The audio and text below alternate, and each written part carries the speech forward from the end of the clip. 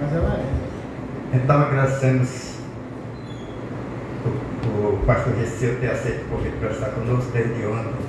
Está aqui trazendo a mensagem cheia de Deus. Foi muito bom sobre família, ligado com o casal, que foi bom para todo mundo. Quem não era casado aqui, que não sei se tem alguém que não era casado, eu creio que aprendeu muito. Eu sei que sem marido tinha pelo menos a irmã Lisa, porque ela é viúva. Mas muito bom, até foi uma mensagem evangelística, mostrando a necessidade da salvação. E para ser uma pessoa que cuida bem do seu lar, precisa também se converter primeiro. Como é que alguém que tem a direção de Deus, a dependência de Deus, vai cuidar de um lar como deve, né? Tem que Deus estar em ação. Se Deus não edificar a casa, vai ser igual quem está edificando, e se Deus não vigiar a cidade, é igual que está vigiando. Deus tem que estar no controle. Jesus diz em Mateus, em João 15, versículo 5, bem no finalzinho do versículo: sem mim, nada podeis fazer. Não é algumas coisas, não, nada, não. Nem abrir os olhos, nem respirar, nem falar, não.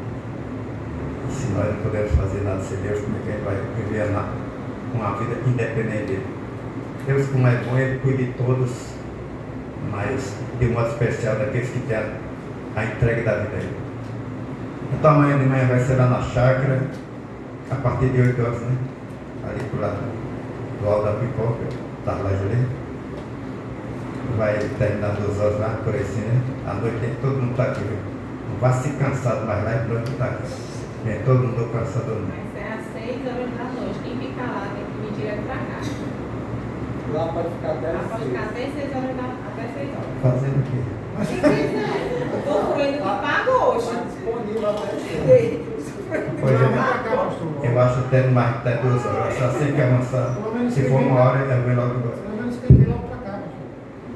Então, venha cedo para poder tomar banho quando chegar, descansar e estar no culto. Vai logo lá. Vai negócio de 6 horas estar por lá. Você vai ficar por lá. E agradecemos aí. Quem mais? Eu acho que os visitantes só temos aí o Itapiúna e a Loraí, que é aqui da cidade. O Samuel não é mais visitante, sempre está conosco. Que Deus abençoe ele, que ele siga esse Jesus também com toda convicção, com toda certeza que está salvo. Para Deus abençoar a família dele, dar um lar abençoado, um casamento abençoado, tudo de bom para ele.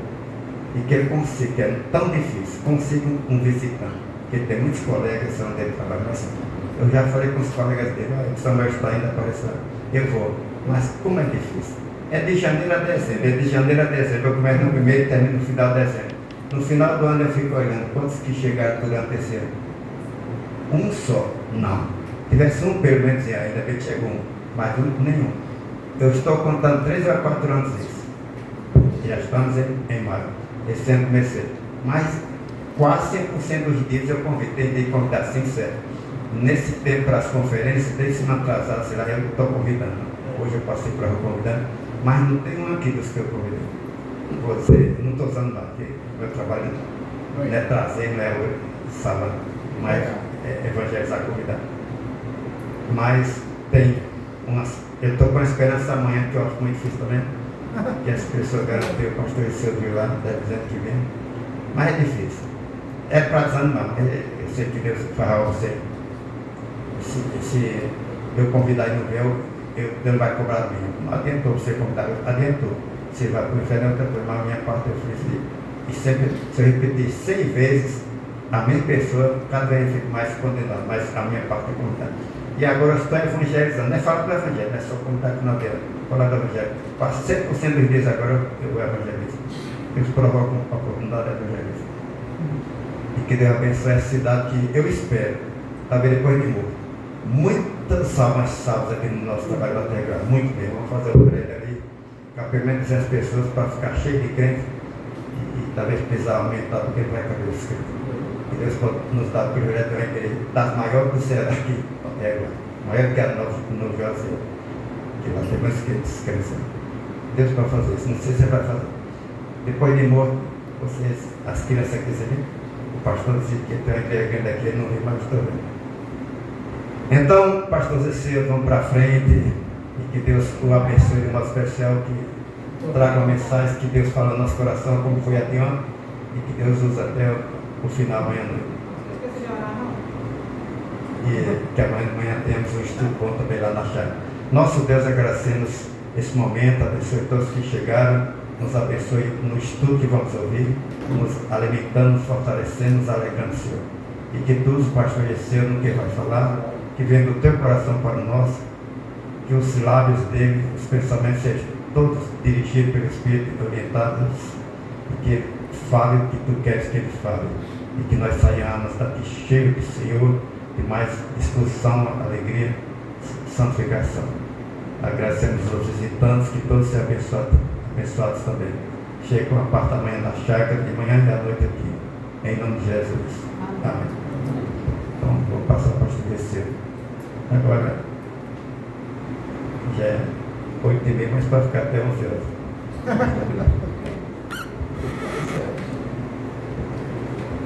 Eu vou obedecer, mas entra aqui no ano.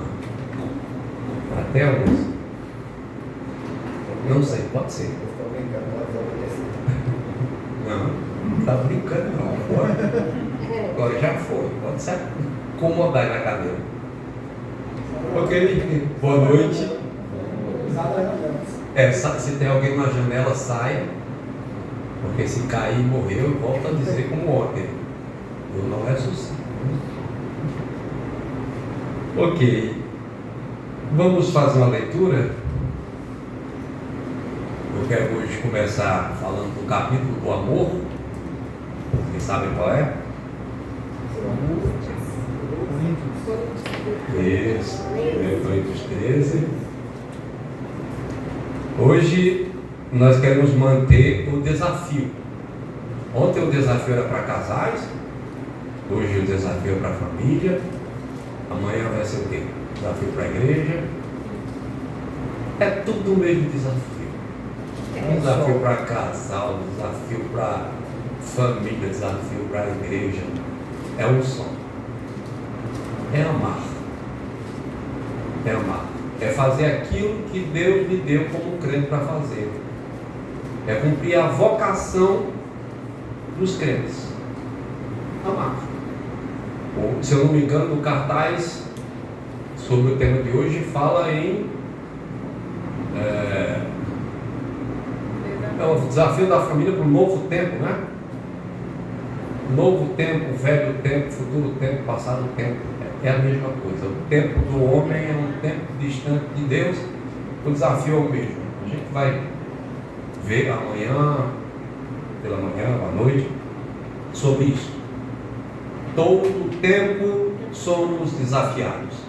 Em todas as categorias, em todos os momentos, em todos os lugares. Conforme dissemos ontem, o amor pertence aos crentes, porque Deus assim nos fez possuidores de amor. O Senhor nos capacitou. Nós tivemos muita oportunidade de ler a primeira carta que João escreveu, e ele diz claramente sobre isso. Nós amamos, é uma realidade, porque nos amou primeiro. Aquilo que é impossível a nós, o Senhor concedeu gratuitamente no seu amado. Lemos o capítulo 1 de Efésios, versículo 15, mas fizemos uma retrospectiva de todo o capítulo, todos os versículos anteriores até o verso 14, e vimos que a questão ali da fé e do amor que ele apresenta no verso 15 está ligado ao que ele já falou.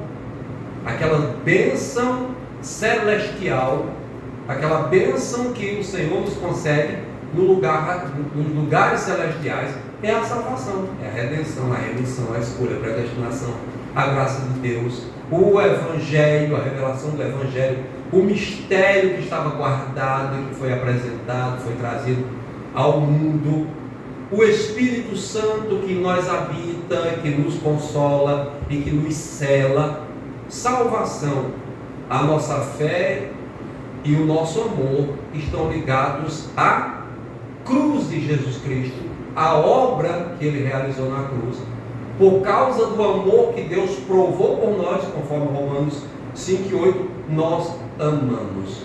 entendemos pelos textos que nós lemos que se nós não amamos, significa que não cremos na obra do Senhor Jesus.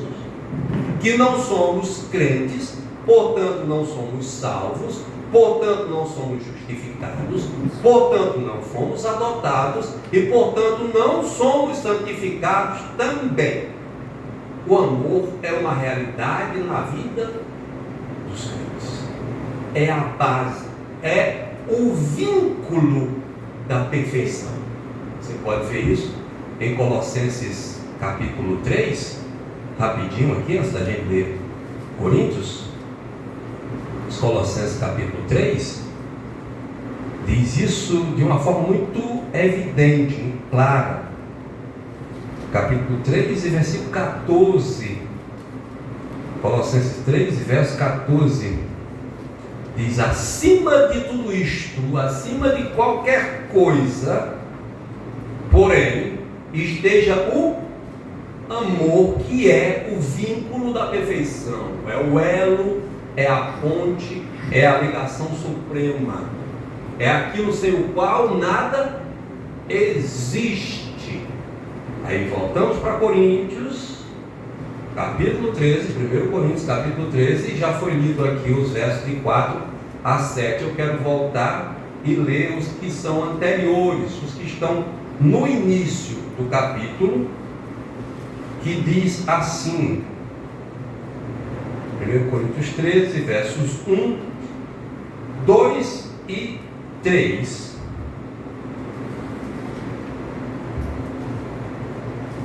Encontraram? Podemos ler? Então vamos lá. Ainda que eu fale as línguas dos homens e dos anjos, se não tiver amor, serei como bronze que soa, ou como símbolo que retine. Ainda que eu tenha o dom de profetizar e conheça todos os mistérios e toda a ciência, ainda que eu tenha tamanha fé a ponto de transportar os montes, se não tiver amor, nada serei. E ainda que eu distribua todos os meus bens entre os pobres, e ainda que entregue o meu próprio corpo para ser queimado, se não tiver amor, nada disso lhe aproveitará. Quero enfatizar o final do verso 2. Ele diz que se tivesse conhecimento, profecia, uma fé que transportasse montes, se ele não tivesse amor, ele não seria nada. Nada serei. Vamos colocar nomes aqui nesse nada, porque fica muito por cima. Nada serei o quê? Será que ele deixaria de ser humano? Será que ele deixaria de ser masculino? Será que ele deixaria de ser Paulo? Será que ele deixaria de ser de Tarso? Irrelevante. O que ele não seria era salvo, justificado, adotado e santificado. Ele não seria nada, nada que importa de verdade.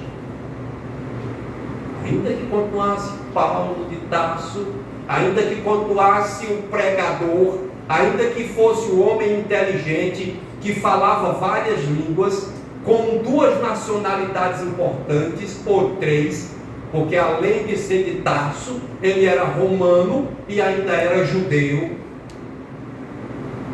Ele nada seria do que realmente importa. Crente, salvo, justificado, adotado e santificado. Lembram-se que eu bati nessa tecla ontem, usando textos bíblicos, principalmente na carta a João, para provar isso? Porque é uma verdade. O amor está ligado à obra de Cristo. Eu não vou ler os versículos de novo, mas o amor está ligado ao que Jesus fez na cruz por nós. E o que Jesus fez na cruz foi morrer por nós. Fiel é a palavra e digna de toda aceitação, que Cristo Jesus veio ao mundo para salvar os pecadores, dos quais eu sou o principal. Foi isso que Jesus veio fazer na cruz, morrer para nos salvar. Se o amor está ligado à obra dele e eu não amo, significa que eu não acredito, e aí eu nada serei, nada do que importa. Eu finalizei, concluí ontem dizendo então, segundo os textos que nós lemos, que o grande desafio do crente é amar por duas situações. A primeira é que Jesus nos amou. Lembram-se? João 13 e 34. Como é que ele diz lá?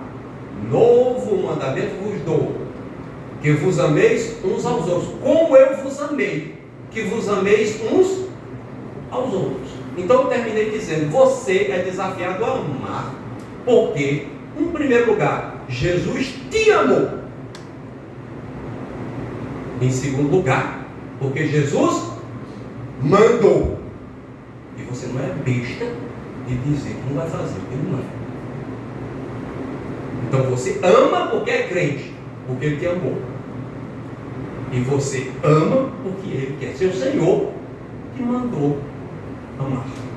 E hoje justamente eu gostaria de continuar falando, tocando mais fortemente, mais frontalmente, nesse pensamento do mando, do comando, da ordem. Ele não pediu, ele é o nosso Senhor. Esse capítulo 13 de Coríntios, ele está num lugar estratégico. Você vem lendo o livro e de repente ele surge.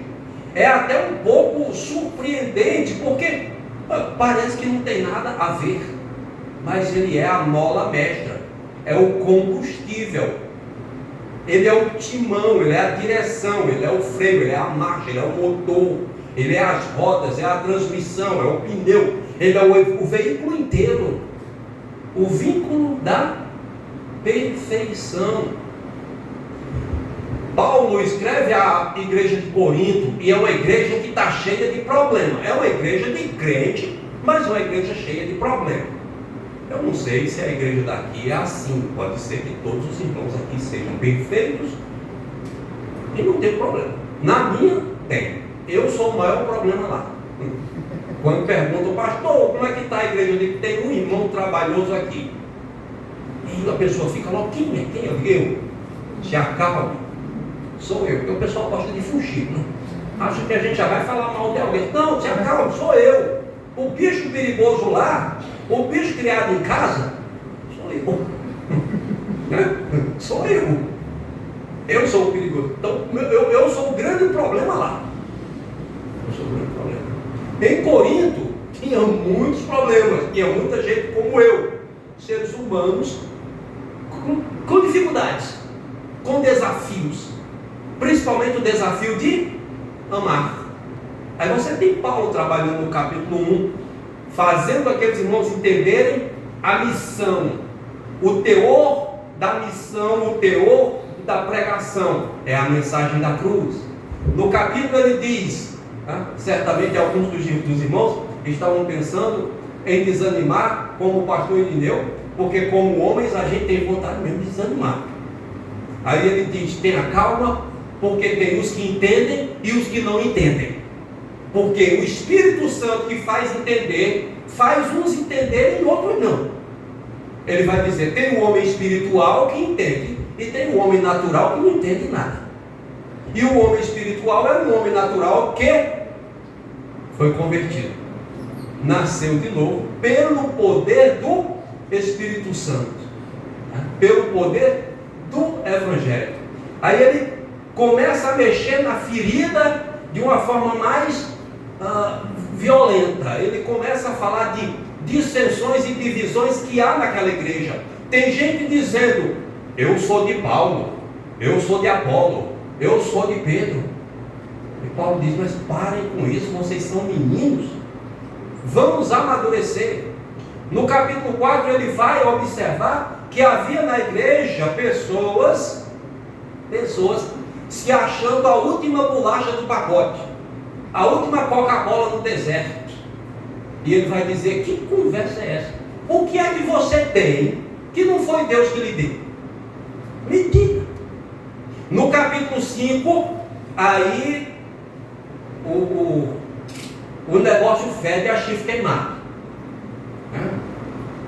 Porque há pecado naquela igreja, pecado não confessado, pecado de rebelião, pecado muito sério, mais do que adultério, parece quase um incesto. E Paulo vai dizer, vocês sabem e não fazem nada.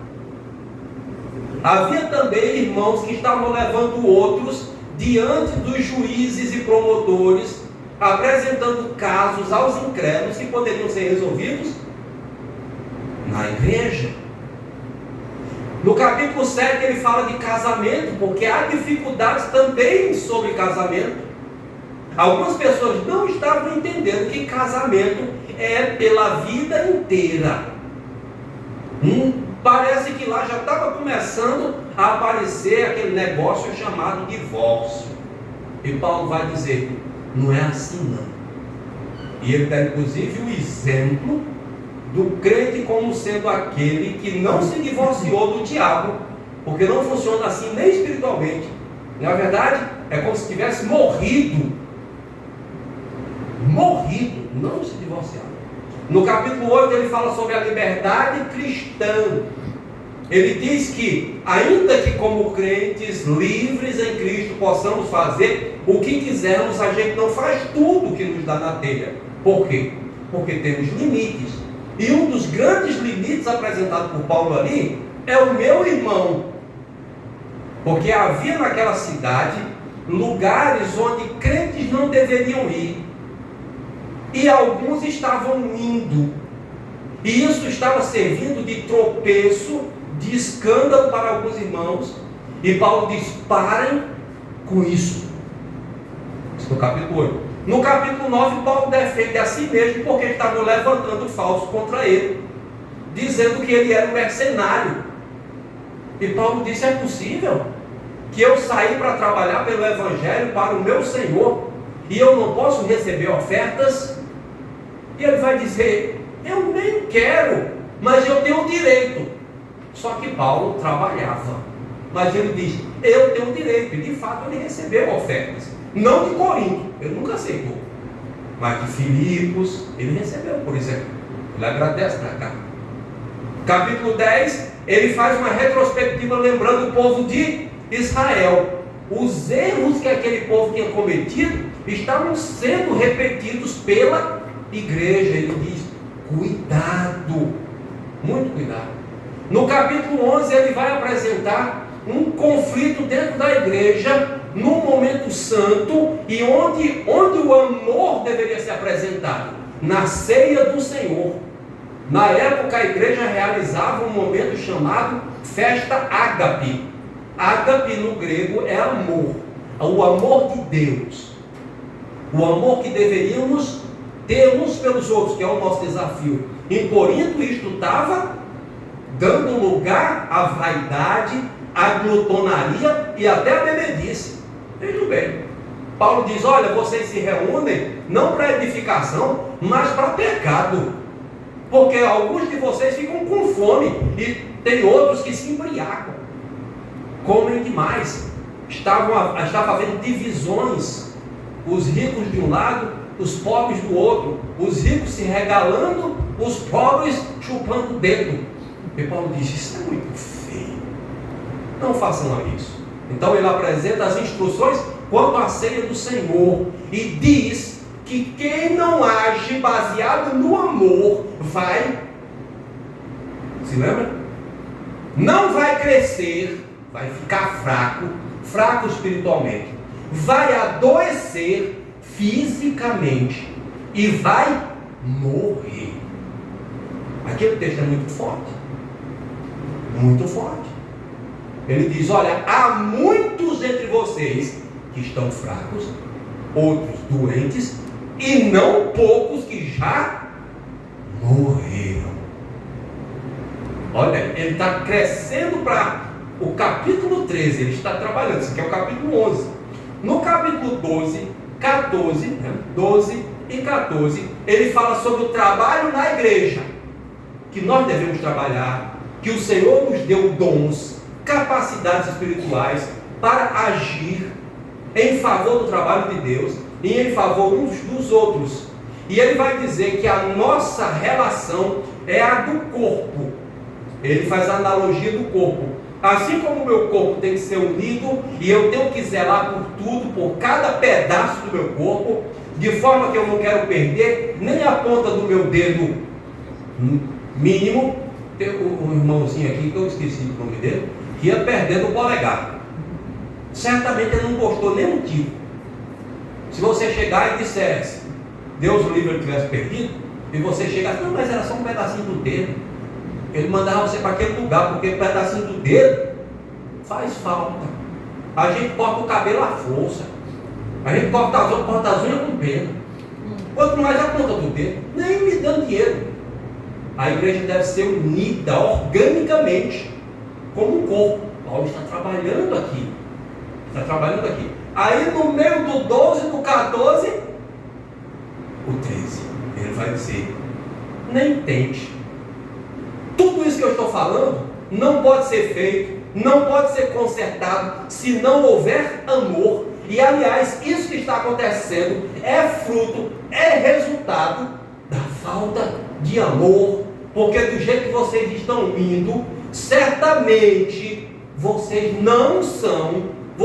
nada são daquilo que realmente importa. Está muito parecido que vocês não são crentes, salvos, justificados, adotados e santificados. Esse é um grande problema. E olha como ele termina o capítulo, o livro de Coríntios. Mas antes de ir para o final, me lembrei aqui que eu citei o capítulo 8 e tem um verso importantíssimo que a gente deve lembrar, que eu quero colocar para vocês logo aqui. Certamente vou mexer nele depois, mas eu quero que vocês já vão digerindo devagar, porque quando a gente come às pressas, não aproveita. A gente tem que comer devagarinho. E na palavra de Deus a gente deve ser como um boi. Você sabe que o boi come duas vezes, né? O boi come primeiro, ele sai feito um doido, comendo o dia todinho. Mas quando você leva ele para o curral à noite, ele está lá.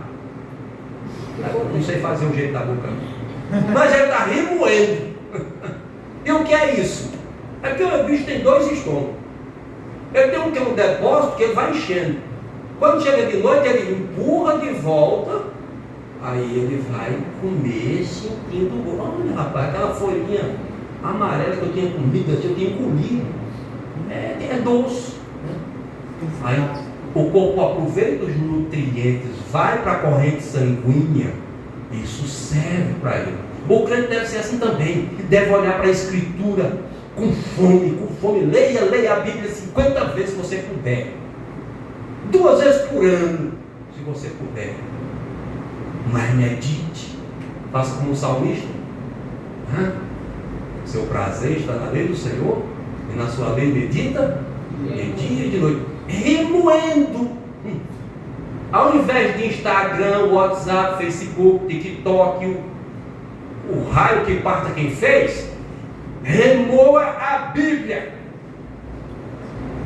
Os crentes vivem remoendo besteira hoje em dia. Aí fica difícil desafiar o mundo, o diabo e a própria carne. Fica difícil amar, porque o amor é um desafio. É um grande desafio. Mas é desafio para quem crê. Eu volto a dizer como ontem. Se você não é crente, fica complicado. Tem que aceitar Jesus como Salvador, para receber aquele elemento maravilhoso que é a condição de desafiar o mal, de desafiar o diabo, desafiar a própria fraqueza humana do pecado que habita em nós e desafiar o diabo, o mundo, o diabo e a carne. Veja o verso aqui que eu quero remoer com vocês, deixar vocês remoendo. Está no capítulo 8, versículo 11 e 12, diz assim: e assim, por causa do teu saber, perece o irmão fraco pelo qual Cristo morreu, e deste modo, pecando contra os irmãos, golpeando-lhes a consciência fraca, é contra Cristo que pecais. Fiquem com isso aí. Se você golpeia alguém, e golpear, que é o contrário de amar, você está fazendo isso contra Cristo, diretamente contra Cristo. Mas como eu quero ressaltar a questão do mandamento, eu quero fazer uma pergunta para vocês. Meus irmãos, por que você deveria obedecer a Jesus? Por que você deveria amar? Por que você deveria cumprir o mandato dele? Será que ele tem soberania, autoridade para isso? E eu quero ler alguns textos bíblicos que vão nos mostrar quem é Jesus. Eu creio que na correria de hoje, como disse o Lemuel, diante de tantas coisas ditas sobre Jesus, tantos novos significados que dão a Jesus, tantos novos conceitos, a gente deve estar atento a quem é Jesus. Um ponto que eu acho importantíssimo é considerar tanto a humanidade como a divindade de Cristo. Ontem nós pensamos na humanidade, na morte na cruz. Ele teve que se tornar homem, ele nasceu e se tornou como um de nós.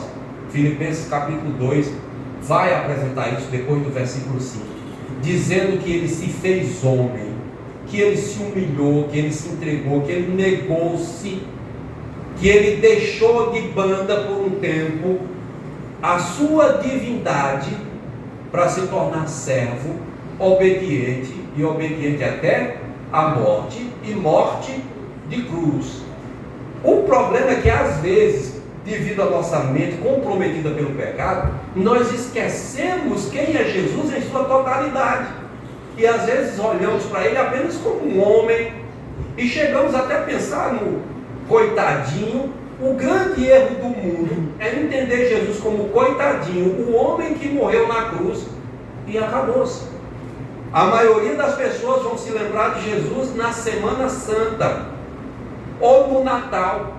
No Natal ele é um meninozinho numa bacia onde os animais comiam, pobrezinho. Tem até um hino: pobrezinho nasceu em Belém. Mais na frente, uns meses depois, março ou abril, é aquele homem na cruz, machucado, ferido, e todo mundo com pena. Eu me lembro que na minha infância, eu tinha muita vontade de ter uma máquina do tempo para pegar uma metralhadora e chegar lá no Calvário e passar fogo em tudo quanto era judeu e romano. Eu ficava sonhando com isso, assistindo um filme, chorando com Jesus morto na cruz, e eu já sonhando com a metralhadora, assim, uma R15 na mão, passando fogo naquilo tudo, tirando Jesus da cruz e correndo com ele. Eu limpava os ferimentos e tudo. Pronto, Jesus, agora vamos embora, deixa esse povo por aí, vamos ficar nós dois.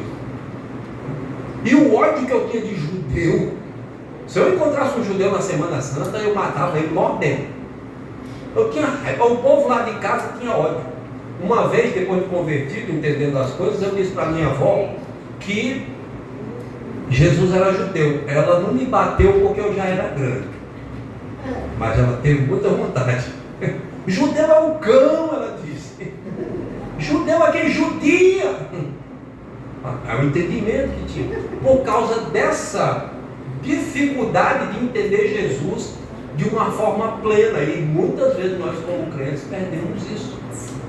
Jesus é o Salvador, o Cordeiro de Deus que tirou o pecado do mundo, sim, o homem que foi para a cruz, mas ele é Deus, e não levaram ele à força, ele foi porque ele quis. Capítulo 10 de João diz: eu dou a minha vida, ninguém a tira de mim. E eu dou por quê? Porque eu posso retomá-la. A morte vai me pegar porque eu quero que ela pegue, mas quando ela me pegar, eu pego ela no terreno dela.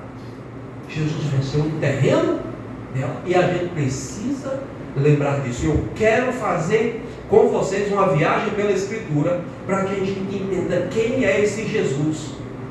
Talvez esteja faltando respeito, temor à autoridade dele.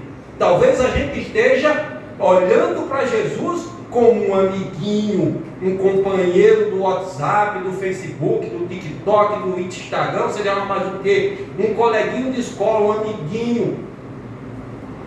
Talvez você esteja vendo Jesus como uma pessoa que está no hospital, que você visita uma vez por semana. Talvez você esteja vendo Jesus como um preso, que você visita uma vez por semana. Voltou para casa, vai sem ele, porque parece que Jesus é muito pequeno. Muito pequeno. E até precisa de você. Aí eu vou para a igreja, porque senão Jesus vai ficar triste. Vou visitar Jesus na cadeia, vou visitar Jesus no hospital. Vou fazer um favor para ele. Cuidado, você não faz um favor para Jesus. Jesus fez um favor para nós. A graça. Nós não damos graça a ele. Ele nos dá graça. É preciso ter essa compreensão. Para que a gente de repente não venha diminuí-lo. Entendendo que ele é um de nós. Ele se tornou um de nós para morrer na cruz. Já morreu. Já ressuscitou. Já está assunto aos céus. Já está ao lado do Pai. E vai voltar para julgar o mundo. Julgar o mundo. E você precisa ser sincero com as pessoas quando for pregar o Evangelho. Quando for fazer convite. Quando for distribuir folheto. Às vezes, eu não estou dizendo que isso acontece aqui. Eu tenho certeza que não, porque aquele velho ali não é brincadeira não. Ele não alisa ninguém. Né? Reginaldo sabe. A esposa sabe. Quem é lá de nós sabe que ele não alisa, né? Uma vez eu me lembro que a gente estava no céu, aí esse velho foi pregar lá no alto da Avoante, sei lá qual é o nome, lembra? Acho que é o alto da Avoante. Pega Avoante, olha aí o nome. O alto do Pega Avoante é uma praça grande. A gente tem uma congregação no céu, fizemos um trabalho lá, missionário. Ele foi pregar. Aí ele chegou lá, a primeira coisa que ele disse foi: eu não quero que vocês vão para o inferno não, viu? Tinha uma multidão ouvindo. Eu ainda fiz assim, ó. Vai, é agora. Ele disse: eu não quero que vocês vão para o inferno não. Mas quando chegarem lá, não reclamem. Lembra ainda? Ele lembra, ela pregou 1 milhão de vezes. Eu sempre disse isso. Eu não estou dizendo isso. Mas você cuidado quando for entregar folheto, quando vier convidar alguém para a igreja. Não faça a pessoa pensar que ele está fazendo um favor. Às vezes as pessoas chegam para mim do nada: ei pastor, eu vou na igreja essa semana, viu? Aí eu acho assim, que ele não vai não, ele está mentindo. Mas parece que ele quer me fazer um agrado. Né? Mas eu vou agradar esse velho. Vou dizer que vou para a igreja. Só para ele ter um sorriso. Eu digo a ele: vai, se prepare para a lapada. Minha igreja não é aquela que você vai não, que fica lhe oferecendo coisa não. Você vai pegar pela, você aguenta? Digo ele. Cuidado para não baratear o Evangelho. Para não baratear, não facilitar, não superficializar Jesus Cristo. Ele é poderoso. É grande. Ele é advogado agora, mas vai se tornar juiz. Está escrito. Atos capítulo 17. Está escrito, verso 30 e 31. Que está marcado o dia no calendário de Deus, quando ele vai descer para julgar o mundo. Agora ele é advogado, ele vai se tornar juiz. E vai mandar para o inferno. Jesus tanto salva quanto manda para o inferno. As pessoas acham que Satanás é o chefe do inferno e Jesus é o chefe do céu. Jesus é o chefe do céu e o chefe do inferno. Ele é o dono do céu e o dono do inferno. É ele que prende, é ele que manda soltar. Cuidado. Cuidado. Deixa eu mostrar uns textos para você. Né? Vamos lá, vou começar por onde? Vou começar por João. Gosto do Evangelho de João, já lemos a carta de João, lemos o Evangelho de João, logo no começo. Como é que João apresenta Jesus? Preste atenção aqui, como é que Jesus é apresentado por João. Capítulo 1 de João, a partir do verso 1. Como é que diz? No princípio era o Verbo, e o Verbo estava com Deus, e o Verbo era Deus. Ele estava no princípio com Deus.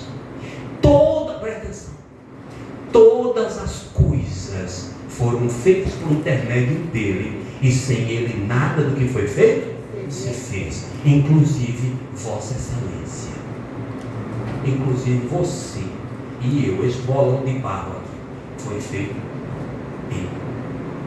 Todas as coisas foram feitas por intermédio dele, e sem ele, esse bolão de barro aqui não existiria, porque nada do que foi feito se fez sem ele.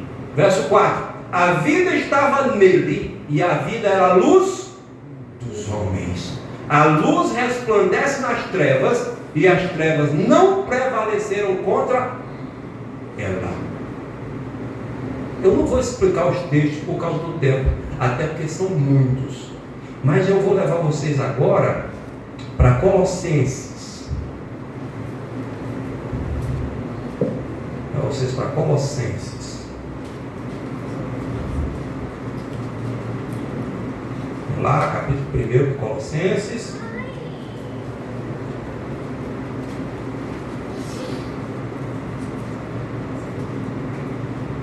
Colossenses, capítulo 1. Vou também só ler o texto, fazendo as ênfases necessárias.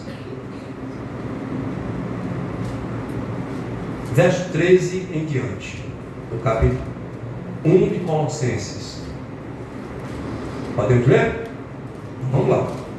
Ele nos libertou do império das trevas e nos transportou para o reino do Filho do seu amor, no qual temos a redenção, a remissão dos pecados.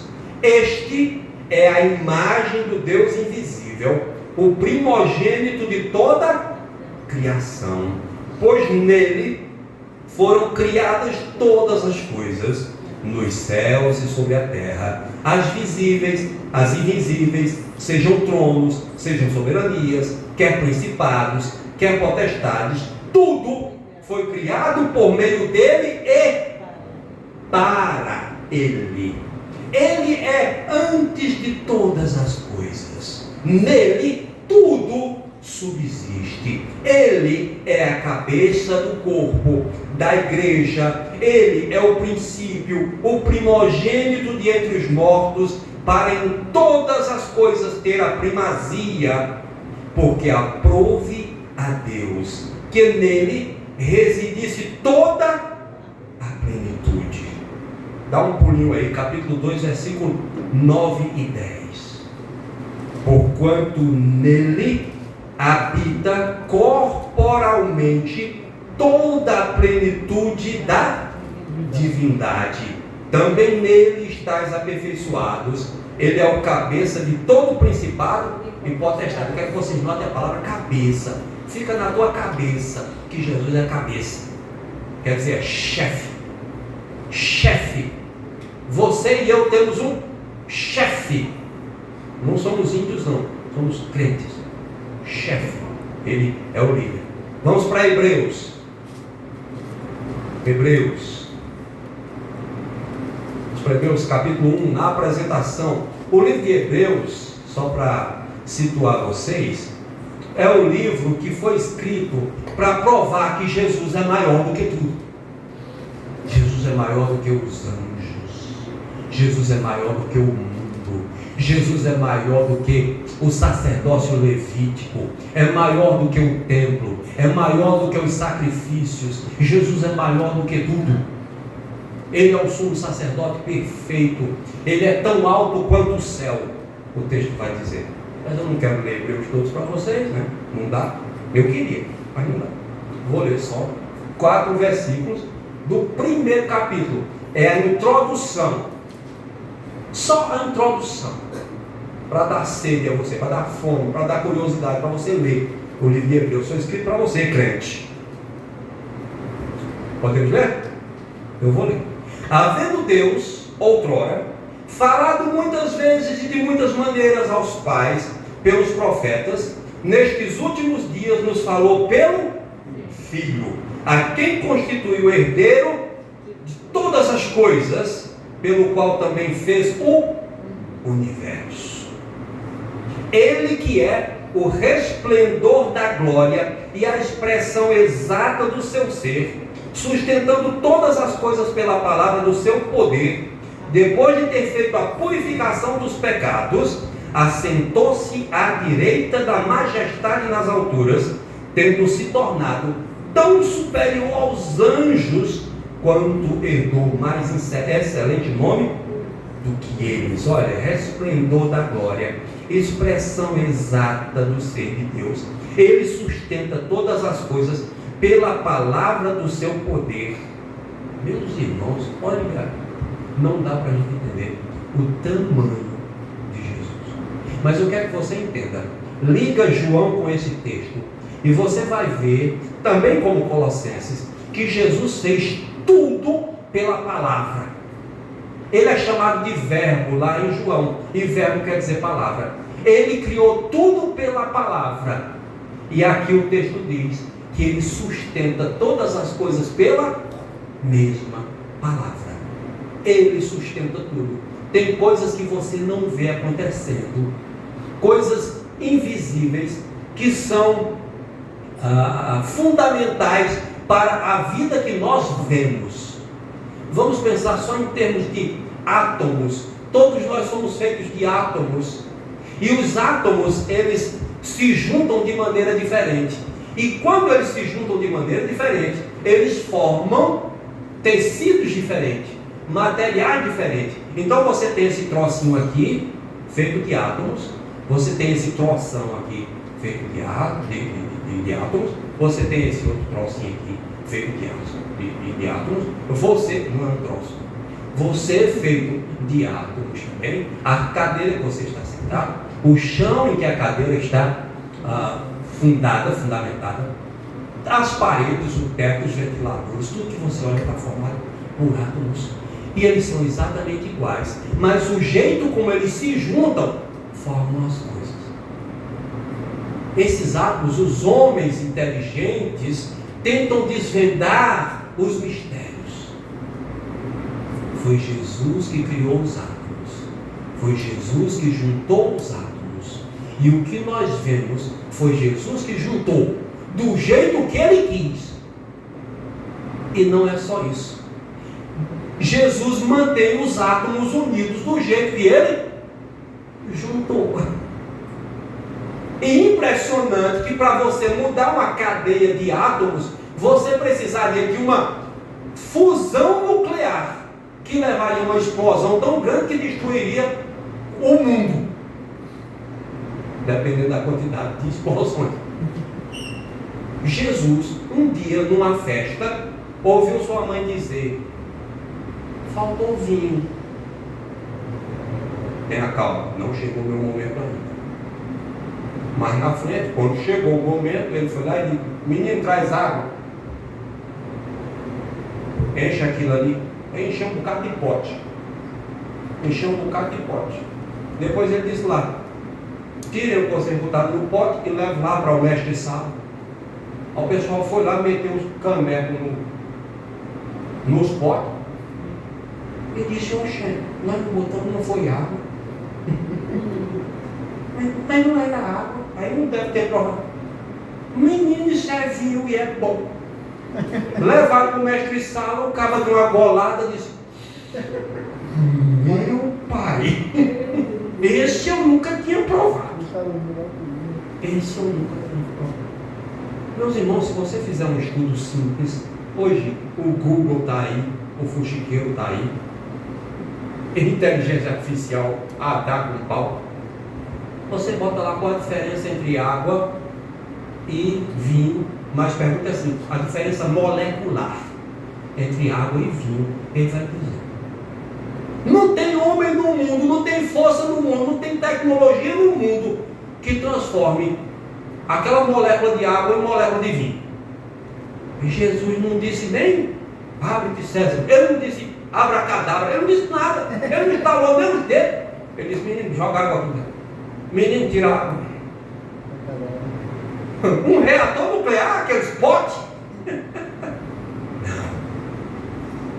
O reator nuclear chama-se Jesus. Ele quebra e emenda. Ele faz, ele mantém. Quando ele não quer, ele desfaz, transforma em outra coisa.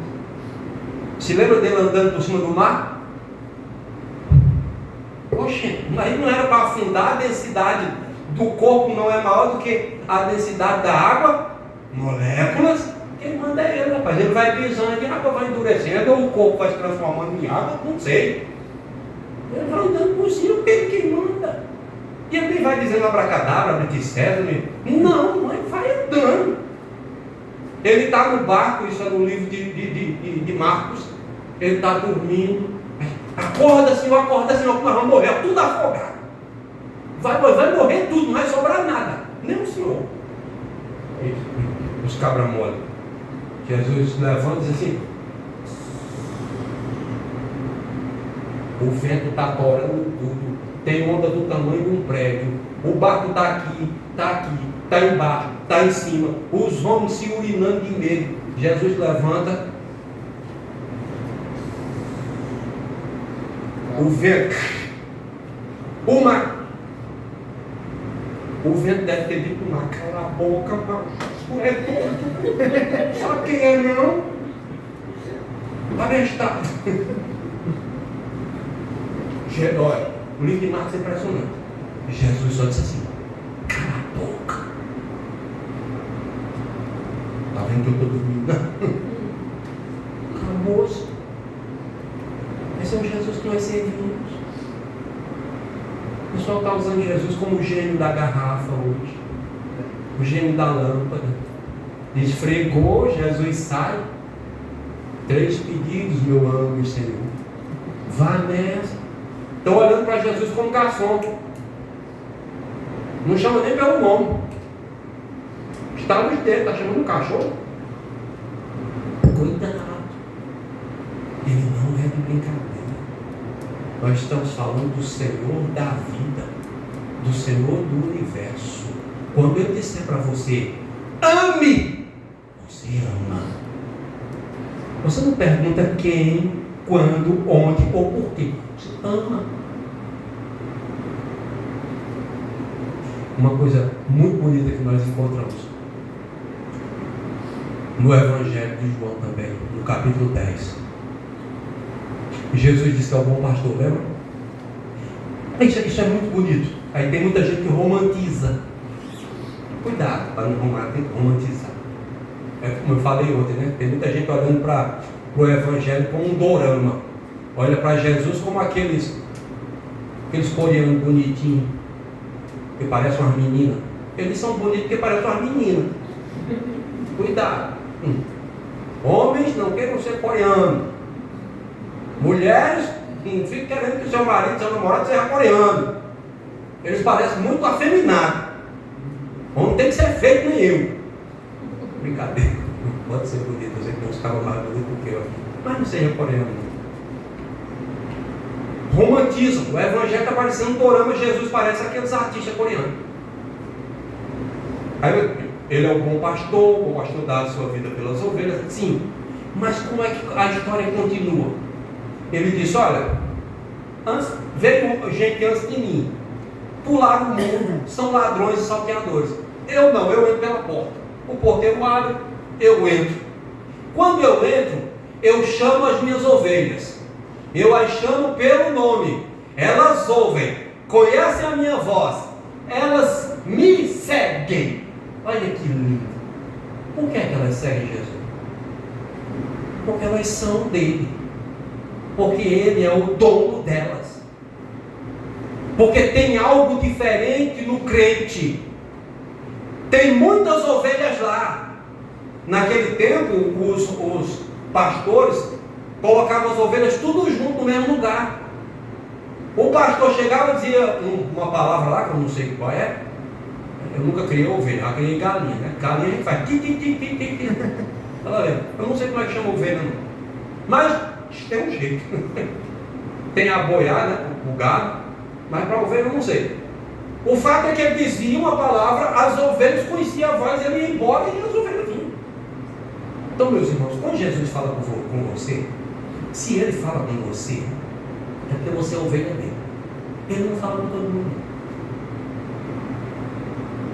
Você é muito radical, pastor?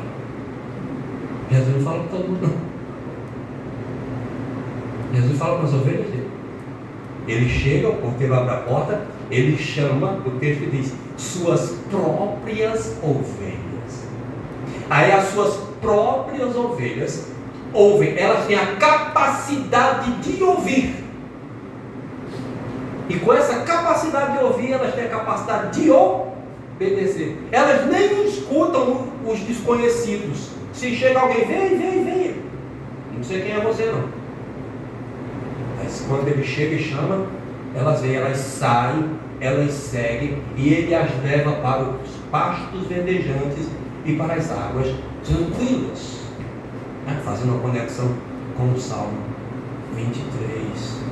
Quando o dono diz, faça, você faz. Quando ele fala, se você é dele, você ouve. Essa é a diferença. Essa é a grande diferença. Mas vamos continuar explorando as Escrituras. Vamos para Apocalipse, vamos ver um tiquinho sobre Jesus. Um pouquinho sobre Jesus. Logo no início, João, que está na ilha de Patmos, quando tem a revelação, ele tem um susto muito grande. Ele quase desmaia, porque Jesus fala com ele. O Jesus que subiu, foi glorificado, está nos céus ao lado do Pai, de onde virá para julgar vivos e mortos, conforme diz o credo apostólico. Esse Jesus falou com João em determinado momento da sua estadia na ilha de Patmos. E Jesus fala com ele, e sabe o que acontece? João cai. João cai. Olha o verso 17 aí. Quando o vi, caí a seus pés como morto. É João, o apóstolo. O João que andou com Jesus durante tantos anos. Só que ele não está encontrando mais Jesus como ele conhecia, aquele que comia e dormia com eles, que andava pelas estradas poeirentas da Galiléia, Judéia, Pérea, que atravessou o mar da Galiléia com ele várias vezes. É diferente. Olha como é que ele vê Jesus. Eu, João, verso 9, capítulo 1. Eu, João, irmão vosso e companheiro na tribulação, no reino e na perseverança, em Jesus, achei na ilha chamada Patmos, por causa da palavra de Deus, do testemunho de Jesus. Achei-me em espírito no dia do Senhor, e ouvi por detrás de mim grande voz como de trombeta, dizendo: o que vês, escreve em livro e manda às 7 igrejas: Éfeso, Esmirna, Pérgamo, Tiatira, Sardes, Filadélfia e Laodiceia. Voltei-me para ver quem falava comigo, e voltando vi 7 candeeiros de ouro, e no meio dos candeeiros um semelhante a filho do homem, com vestes talares e cingido à altura do peito com uma cinta de ouro. A sua cabeça e cabelos eram brancos como alva lã, como a neve, os olhos como chama de fogo, os pés semelhante ao bronze polido, como que refinado numa fornalha, a voz como voz de muitas águas. Tinha na mão direita 7 estrelas, e da boca saía-lhe uma afiada espada de 2 gumes. O seu rosto brilhava como o sol na sua força. Versículo 17. Quando o vi, caí a seus pés como morto. Porém ele pôs sobre mim a mão direita, dizendo: não temas, eu sou o primeiro e o último, isto é, Alfa e Ômega, e aquele que vive. Estive morto, mas eis que estou vivo pelos séculos dos séculos. E preste atenção no resto aqui do versículo. Tenho as chaves da morte e do inferno. Lembra-se do que eu disse? Ele é dono lá, é dono aqui. Ele abre as portas do céu, ele abre as portas do inferno.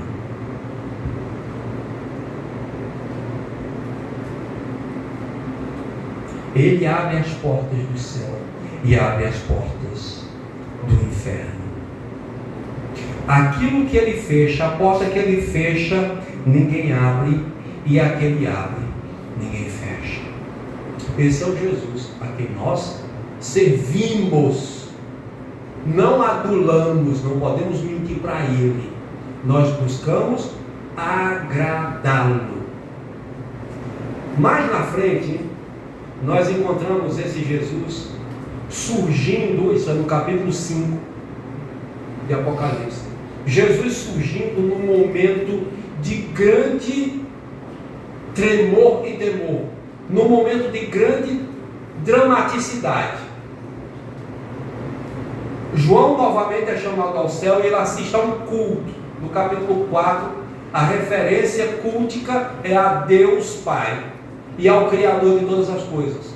E no capítulo 5, depois de toda aquela glória que é rendida a Deus Pai, há um momento de tristeza, de dor e de silêncio no céu.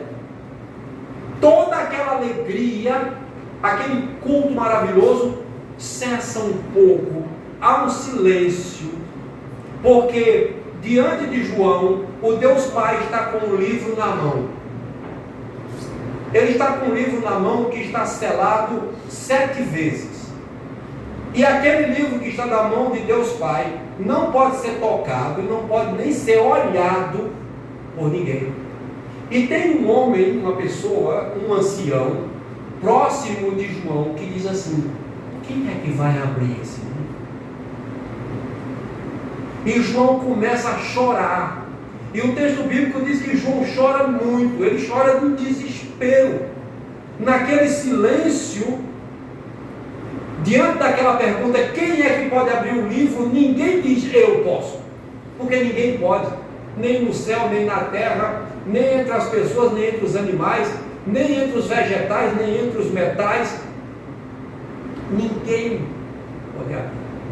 E João chora desesperado, porque ele sabe que naquele livro e tem algo importante para a história do mundo, para ele mesmo. E ele começa a chorar. Mas o ancião diz para ele: não chore, porque tem alguém que pode abrir. E o texto bíblico no capítulo 5 diz que se apresenta diante dele, ao lado do trono, um que parece um cordeiro que foi morto, mas está vivo. Isto é uma pessoa que representa alguém que foi sacrificado, e ele foi morto, e ele parece que foi morto porque ele traz as marcas. Você imagina, Jesus está no céu, glorificado, diante de Deus, diante dos anjos, o céu está adorando. No capítulo 5 nós vemos a música maravilhosa que é cantada para ele.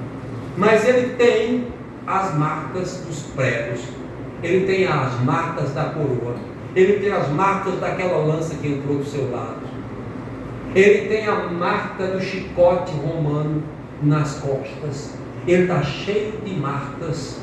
Esses estigmas são marcas do seu amor por nós, da obra da cruz. Mostra a humanidade, o Cordeiro de Deus que tira o pecado do mundo. Mas ele está de pé, apesar de ter sangrado até morrer, porque ele venceu a morte, porque ele é o vitorioso, ele é o leão da tribo de Judá, ele é a raiz de Davi, ele é o resultado, a concretização de todas as promessas. Jesus está lá, e ele vai lá, pega o livro da mão do Pai, abre o livro selo por selo, e 7 selos apresentados em Apocalipse. E depois daquilo, toda a história da redenção é cumprida. Grande tribulação, juízo final, milênio, tudo. Porque Jesus abriu o livro. Esse Jesus que diz, ame porque eu amei e ame porque eu mandei, deve ser obedecido. Ele tem autoridade para isso.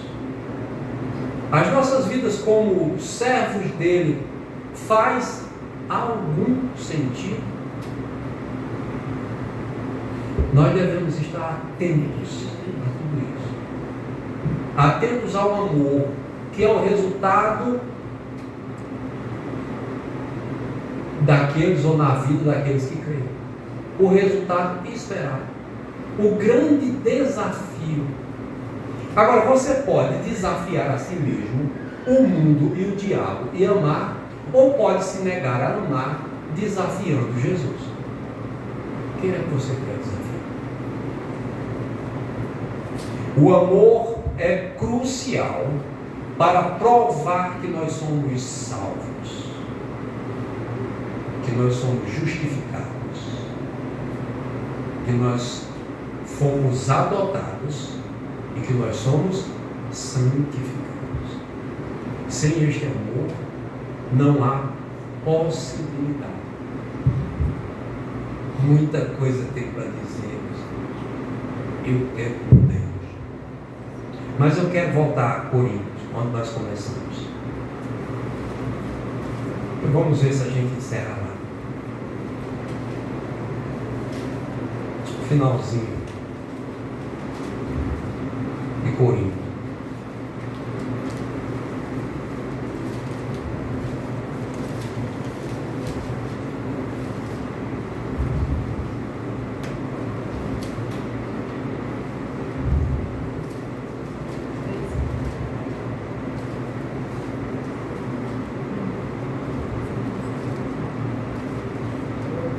Vamos para o capítulo 16, o finalzinho.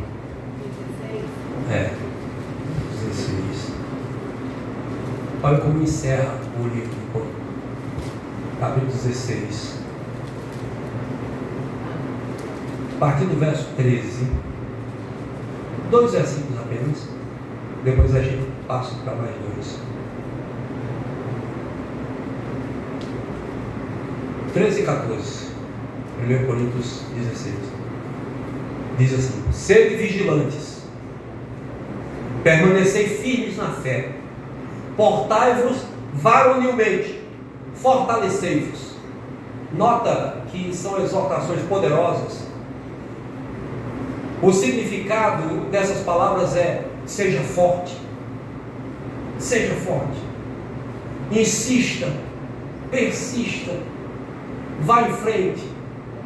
Cada uma dessas palavras, seja vigilante, você esteja atento, esteja alerta, preste atenção, abra o olho, cuidado, seja vigilante. Permanecei firmes na fé. Qual é a fé que nós determinamos a semana passada, ontem, na pregação passada? O que é esta fé? Não é a salvação que Cristo nos trouxe na cruz? Que Cristo é a manifestação do amor de Deus por nós? Que somos crentes porque Ele morreu por nós? E se somos crentes amamos? Não é a base da nossa fé. Permaneça firme nessa fé, não em qualquer fé, é uma fé bem específica. Portai-vos varonilmente. Essa palavra varonil vem de varonilidade, que fala de força masculina, mas isso não quer dizer que ele esteja falando apenas para homens. Portar-se varonilmente é comportar-se valentemente, com força, com energia. Portai-vos varonilmente, fortalecei-vos, ou seja, nós precisamos estar buscando forças, porque nós estamos falando de um desafio, e o desafio está no versículo 14. Todos os vossos atos, preste atenção, todos os vossos atos, todas as vossas atitudes, tudo que vocês fizerem, sejam feitos com amor.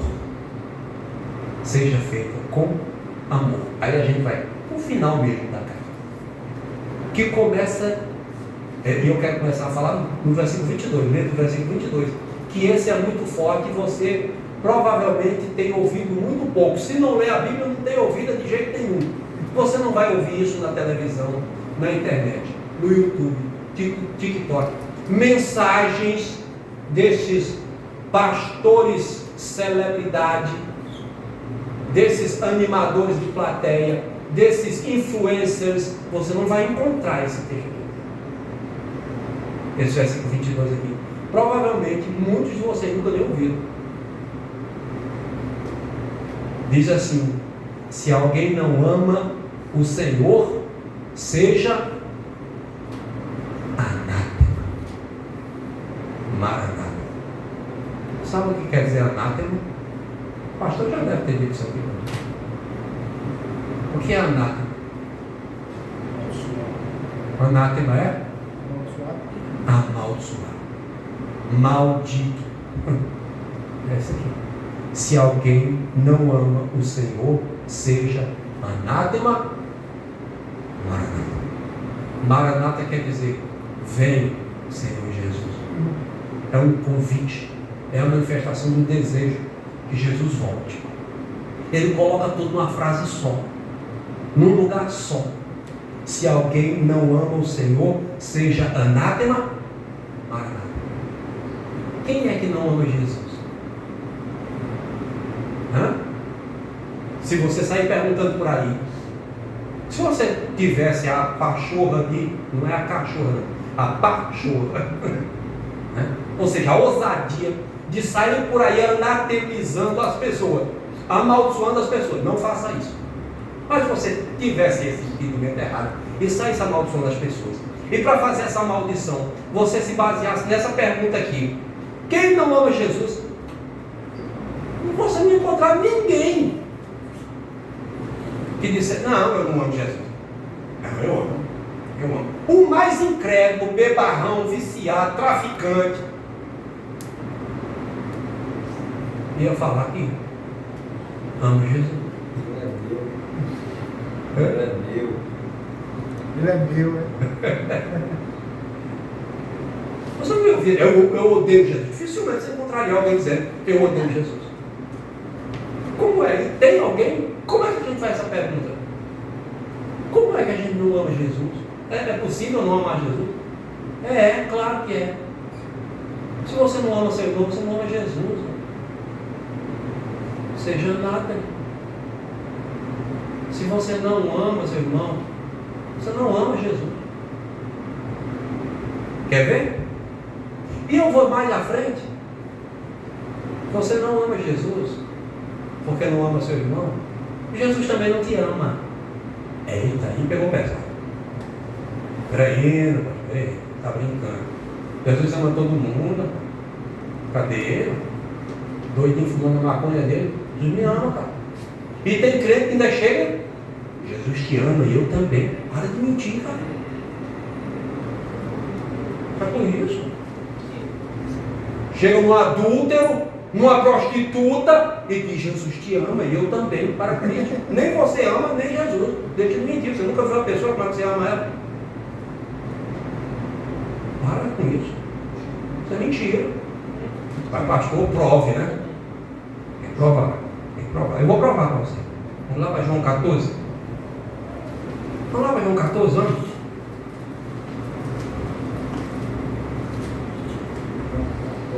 João 14, vamos para João 14, vamos. Bora, ligeirinho. 21.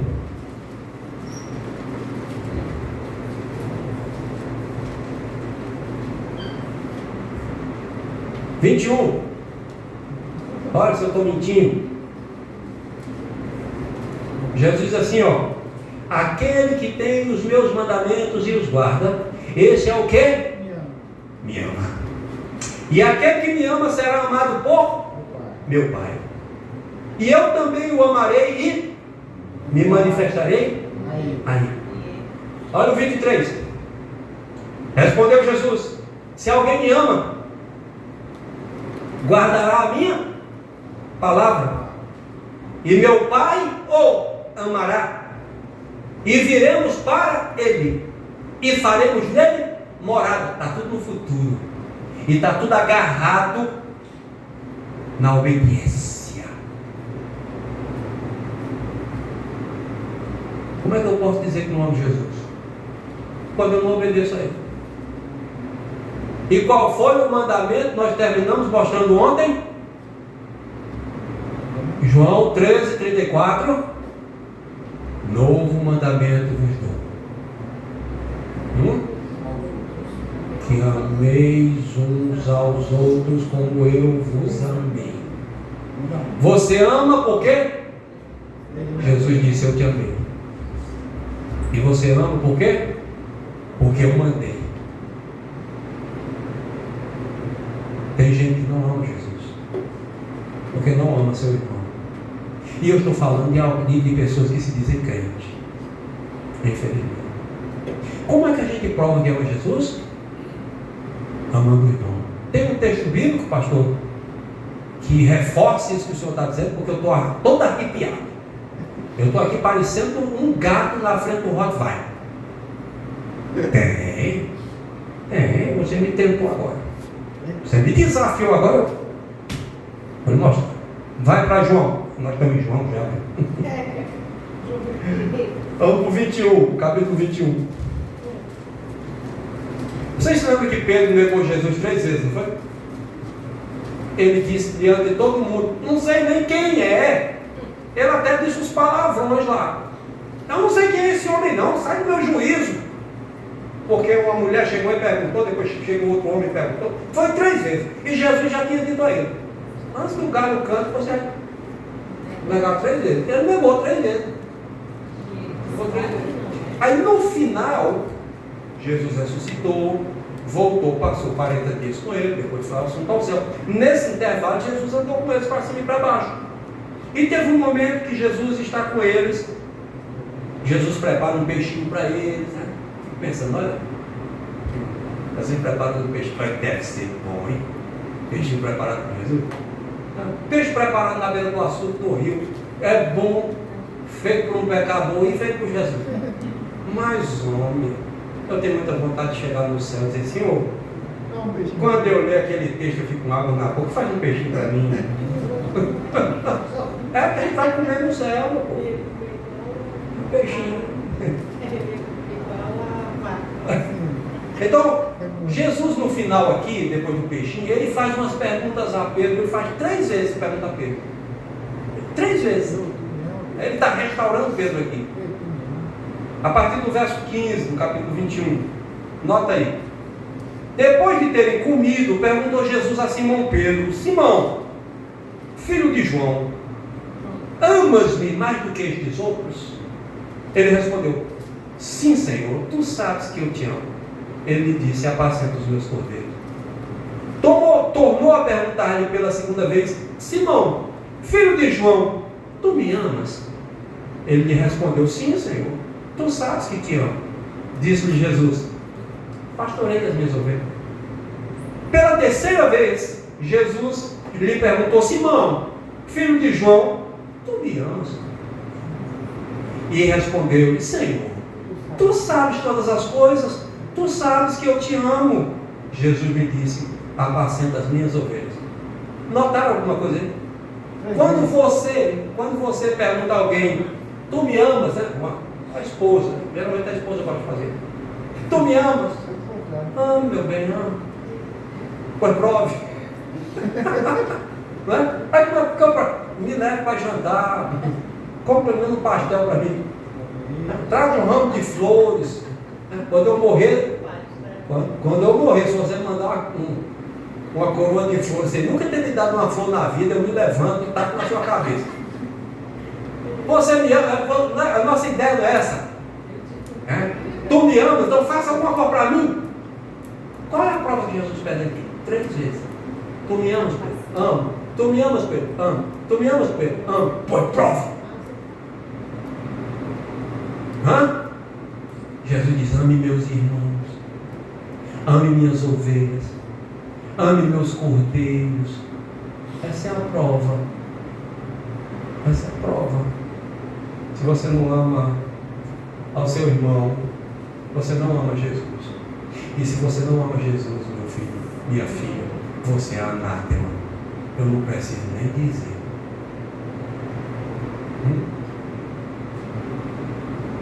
Aí de novo Coríntios para a gente encerrar. Pode ser que eu termine hoje. Vou me lembrando dos versículos, hein? Capítulo 8. Lembra daquilo que eu falei no início? Que disse para vocês ficar remoendo? Agora faz mais sentido ou não? 1 Coríntios 8. 11, 12, 13. 8, 11, 12, 13, 1 Coríntios. Agora vai fazer mais sentido. Agora você engoliu naquela hora, agora você vai botar para fora que nem o boi e vai remoer. Vai sentir um gosto agora. E assim, por causa do teu saber, perece o irmão fraco, pelo qual Cristo morreu. E deste modo, pecando contra os irmãos, golpeando-lhes a consciência fraca, é contra Cristo que pecais. E por isso, se a comida serve de escândalo a meu irmão, nunca mais comerei carne, para que não venha a escandalizar. É sério. É ou não um desafio? Você vive para os outros. Você vive para o seu irmão. Você vive, você morre para o seu irmão. Porque Cristo morreu por seu irmão. Você não tem outra alternativa.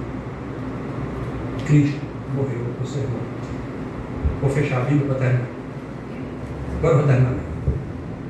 Só lembrando de Paulo na sua conversão. Estava no caminho de Damasco, caiu por terra, viu uma luz tão forte que cegou. O que foi que ele ouviu de Jesus?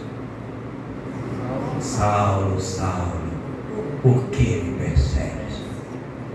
Aí Saulo diz: e quem é o Senhor? Eu sou Jesus, a quem tu persegues. Paulo estava indo para Damasco fazer o quê? Pegar os crentes pelos cabelos, trazer na peia, meter na cadeia e matar alguns.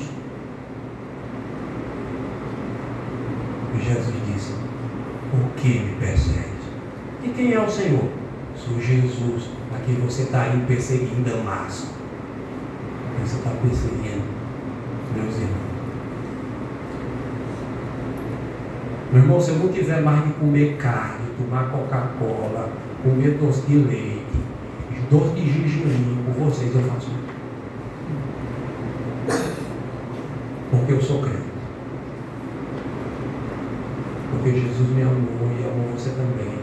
Como é que eu não poderia amar você? Não poderia deixar de amar você.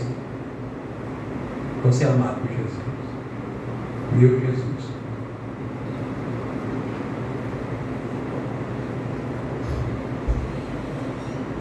Ele morreu por você. Eu amo você. Ele morreu por mim. Me ame.